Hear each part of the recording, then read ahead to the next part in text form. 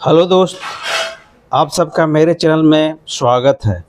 मैं आज महाराणा अमर सिंह का ही कहानी लेकर आया हूँ। बहुत सारे इतिहासकारों के बीच में मतभेद रहा है, तो मैं उसी मतभेद के बारे में बात करना चाहूँगा आप लोगों के बीच में कि महाराणा अमर सिंह महाराणा प्रताप के बाद हुए, लेकिन ये महाराणा अमर सिंह भी बहुत वीर योद्धा थे। इनकी भी योग्यता किसी से कम नहीं थी। मेवाड़ी शासकों जितने जो हुए उसमें कम नहीं था इनका योग्यता, मगर इनके ऊपर महाराणा प्रताप का नाम तो अग्रणी है ही। तो इसी विषय पर मैं आपसे ये निवेदन करूंगा कि कृपया इस वीडियो में बने रहें और लाइक, सब्सक्राइब और शेयर ज़रूर करें। तो मैं अब वीडियो शुरू करने जा रहा हूँ। मेवाड़ के ग्रंथ वीर विनोद में छापामार युद्धों के दौरान घटित एक घटना के बारे में मैं बताने जा रहा हूँ, जो कुछ इस तरह है। एक दिन महाराणा प्रताप सिंह किसी पहाड़ पर फूस के झोंपड़े में अपनी रानियों सहित रह रहे थे। मेघ बारिश बहुत ज़ोर से बरसने लगा। उस समय महाराणा एक झोंपड़ी में हाथ में तलवार लिए होशियार बैठे थे और दूसरे छप्पर में कुंवर अमर सिंह मौजूद थे। जब ऊपर से पानी टपकने लगा तो कुंवरानी ने लंबा सांस खींचकर कहा कि कुंवरानी इंगित कर रहा है महाराणा अमर सिंह को उस समय शादी हो चुका था उनकी पत्नी के बारे में।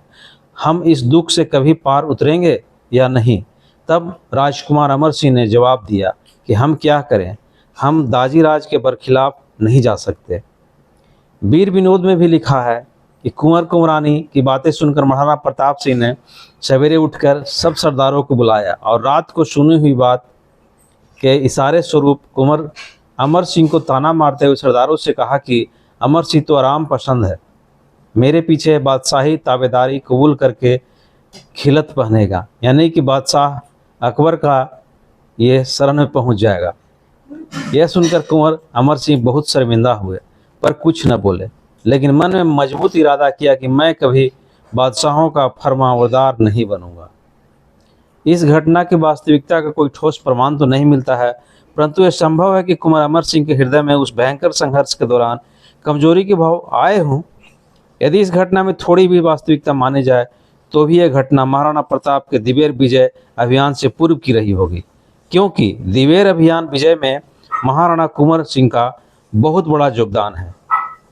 महाराणा अमर सिंह का बहुत बड़ा योगदान है। उनका युद्ध कौशल जिस प्रकार से दिखा उससे तो नहीं लगता है कि महाराणा ऐसा सोच सकते हैं उनके बारे में।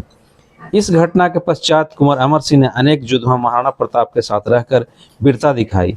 यह महाराणा प्रताप का विश्वास ही था, तभी उन्होंने कुंवर अमर सिंह को दिवेर युद्ध व अन्य लड़ाई में मेवाड़ की सेना का नेतृत्व सौंपा था।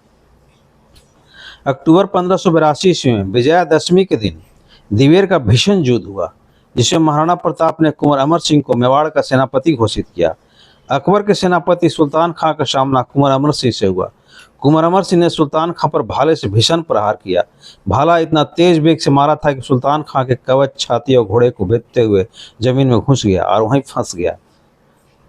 इसमें एक कविता भी चला था उस समय, टोप उड़ियो बख्तर उड़ियो, सुल्तान खारे जद भालो मारियो, रानो अमर यूं लड़ियो दिवेर में, ज्यों भीम लड़ियो महाभारत में।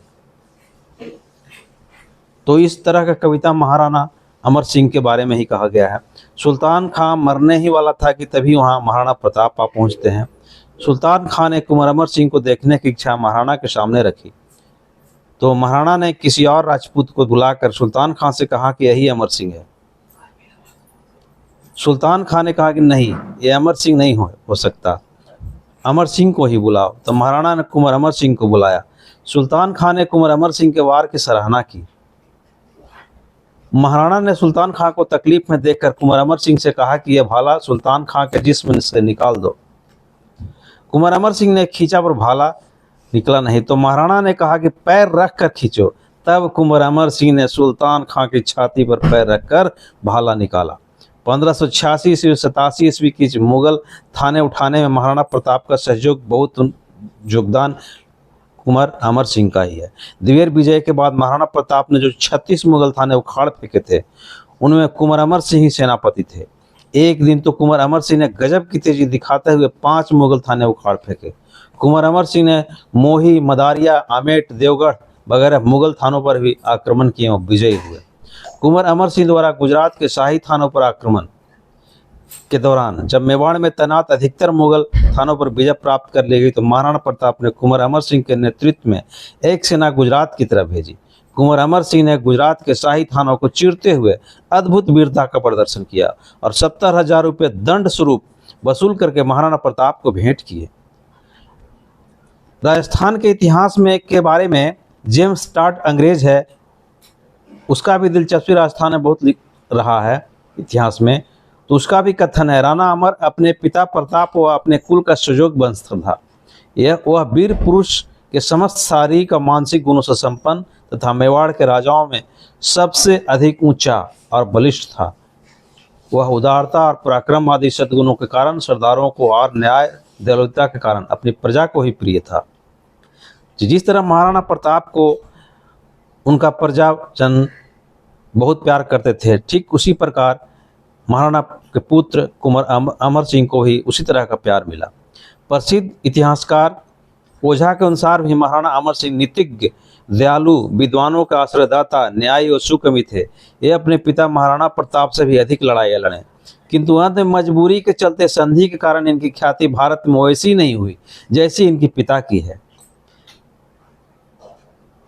श्यामल दास ग्रंथ वीर विनोद में भी लिखते हैं कि महाराणा अमर सिंह का कद लंबा, रंग गेहुमा, आंखें बड़ी, चेहरा रोबदार और मिजाज तेज था। वे दयावान, सच्चे और मिलनसार, दोस्ती के पूरे इकरार को पूरा करने वाले थे। तो ऐसे थे हमारे महाराणा अमर सिंह। महाराणा अमर सिंह के इतिहास को बहुत वर्षों से भ्रमित किया जाता रहा है, जिसे कई किस्से ऐसे भी जुड़ गए जिनका कोई अस्तित्व ही नहीं है और बेहतर शोध से उनका झूठ ही पकड़ना संभव है। ऐसी घटनाएं समकालीन ग्रंथों में नहीं मिलती है, बल्कि बाद में प्रचलन में आई है, जो कि मेवाड़ मुगल संधि के कारण महाराणा अमर सिंह को कमतर आंक कर लिखी गई है। ऐसी एक घटना है जिसके अनुसार जब महाराणा प्रताप अपने जीवन के अंतिम पड़ाव पर थे और शैया पर लेटे हुए थे, तब उनके प्राण आसानी से नहीं जा रहे थे। इसलिए सलुम्बर रावत जैत सिंह चुड़ावत ने पूछा कि आपके प्राण शांति के साथ इस शरीर को क्यों नहीं छोड़ते। इस पर महाराणा प्रताप ने जवाब दिया कि मैं जानता हूँ कि मेरा बेटा आराम पसंद है, वह कष्ट सहन करके मेवाड़ और वंश के गौरव का मान नहीं रखेगा। वास्तव में यह घटना निराधार है, बिल्कुल झूठ है, क्योंकि 1580 से ही कुंवर अमर सिंह ने अनेक युद्धों में वीरता दिखाई थी। दिवेर जैसे महायुद्ध का नेतृत्व स्वयं महाराणा प्रताप ने उनको सौंपा था और कुंवर ने इस युद्ध में महाराणा प्रताप को विजय श्री दिलाकर सिद्ध कर दिया था कि वे इस गद्दी के लिए सर्वथा योग्य हैं। इसके अतिरिक्त मेवाड़ से मुगल थानों को उखाड़ फेंकने में कुंवर अमर सिंह का विशेष योगदान था। इसलिए ऐसा कोई कारण नहीं था कि महाराणा प्रताप अपने अंतिम समय अपने पुत्र पर इस प्रकार अविश्वास दिखाते। यदि महाराणा प्रताप को तनिक भी ऐसा लगता तो वे किसी दूसरे पुत्र को भी अपना उत्तराधिकारी बना सकते थे, परंतु उन्होंने ऐसा नहीं किया, क्योंकि वे जानते थे कि कुंवर अमर सिंह अनेक कष्ट सहकर ही मेवाड़ की लाज रखने में अपना 100% योगदान देंगे। चूँकि महाराणा प्रताप को ऐसा विश्वास होता तो वो महाराणा अमर सिंह को कभी भी सेनापति दिवेर युद्ध में नहीं घोषित करते। महाराणा अमर सिंह के देहांत के कुछ ही वर्षों बाद लिखे गए ग्रंथ राणा रासो ने महाराणा प्रताप के देहांत के समय का बेहतर वर्णन किया। राणा रासो में लिखा है कि अपने पुत्र अमर सिंह को बलवान समझकर महाराणा प्रताप ने निश्चय किया कि अब मुझे हरि स्मरण करके बैकुंठवास करना चाहिए। इस प्रकार से सोचकर राणा ने गंगा जल से स्नान किया। राणा रासो में आगे भी लिखा है कि तदंतर महाराणा प्रताप ने पद्मासन लगा भगवान के चरण कमल में अपने मन को लगा दिया। उन्होंने जब भ्रिकुटी की 3 रेखाओं के बीच अष्टाधायुध का ध्यान किया, मस्तक में 3 रेखा जो भरता हुआ, तब सजल जलद सदृश श्याम रंग जो श्याम सुंदर है उसके दर्शन हुए, भगवान का दर्शन हुआ। दर्शन करके राणा मुग्ध हो गए। फिर उन्होंने प्राण वायु को खींचा, वे मोह को छोड़कर बड़े प्रसन्न हुए। उसी समय उनके प्राण हरि स्मरण करते हुए वहाँ पहुँचे जहाँ परमहंस जोगी पहुँचते हैं। अकबर के द्वारा लेखक अबुल फजल ने तो हद कर दी झूठ का। अबुल फजल ने महाराणा अमर सिंह पर पितृहत्या का झूठ आरोप लगा दिया। अबुल फजल लिखता है कि राणा कीका की मौत हो गई। ऐसा लगता है कि राणा के सारथी बेटे अमर सिंह ने राणा को खाने में जहर देकर मार डाला। वह प्रताप कमान धनुष को मोड़ते वक्त जख्मी भी हुआ था। ये तो अबुल फजल का कथन है, किसी अफवाह के चलते बात लिखी या फिर महाराणा प्रताप से नाराजगी के कारण भी ऐसा लिख सकता है, या अकबर के द्वारा कुछ समझाने पर भी लिख सकता है। इस बात को गलत साबित करने के लिए पहला तर्क यह है कि कुंवर अमर सिंह बड़े ही पितृभक्त थे, इसलिए वे ऐसा नीच काम नहीं कर सकते थे। मेवाड़ में एक रिवाज था कि उत्तराधिकारी कभी भी पिता की चिता को अग्नि नहीं देता था। महाराणा अमर सिंह मेवाड़ के पहले ऐसे शासक थे जिन्होंने खुद अपने पिता की चिता को अग्नि दी और सदियों से चला रहा है नियम तोड़ा। ये महाराणा अमर सिंह की पितृभक्ति ही थी। ग्रंथ राणा रासों में लिखा है कि राणा प्रताप के पुत्र अमर सिंह ने अंत्येष्टि क्रिया श्रुति स्मृति पुराण आदि शास्त्रोक्ति विधि से जो आचार्य सम्मत है संपन्न की। इस कार्य ने अमर सिंह को यश से अलंकृत कर दिया।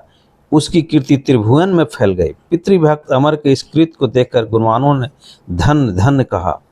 दूसरा तर्क यह है कि महाराणा अमर सिंह ने राजगद्दी पर बैठकर अयासी करने के बजाय 18 वर्षों तक जंगलों में रहकर मुगलों से कई युद्ध लड़े। भला मेवाड़ के इस कांटों से भरे राज सिंहासन के लिए कौन अपने पिता को मारकर राज करना चाहेगा। यदि राज सुख ही भोगना होता तो बिना संघर्ष किए अधीनता स्वीकार कर लेते, पर उन्होंने ऐसा नहीं किया। तीसरा तर्क है कि मेवाड़ के सामंतों का प्रभाव बहुत अधिक था। उदाहरणार्थ सामंतों ने ही महाराणा कुंभा की हत्या करने में उनके पुत्र उदा को राजगद्दी से हटाने का प्रयत्न किए थे। सामंतों के प्रयासों से ही बनमीर को राजगद्दी से हटाना संभव हो सका। सामंतों ने ही जगमाल को राजगद्दी से हटाकर महाराणा प्रताप का राज तिलक किया। इसलिए यदि अमर सिंह जी ने महाराणा प्रताप की हत्या की होती तो मेवाड़ के सामंत महाराणा अमर सिंह का साथ देने के बजाय उनको गद्दी से हटाने का प्रयास करते। तो यह है महाराणा अमर सिंह के प्रति जो इतिहासकारों का रवैया, उसके बारे में हम आप सबको बताएं। आपको कैसा लगा कृपया कमेंट करके बताएंगे और सब्सक्राइब करके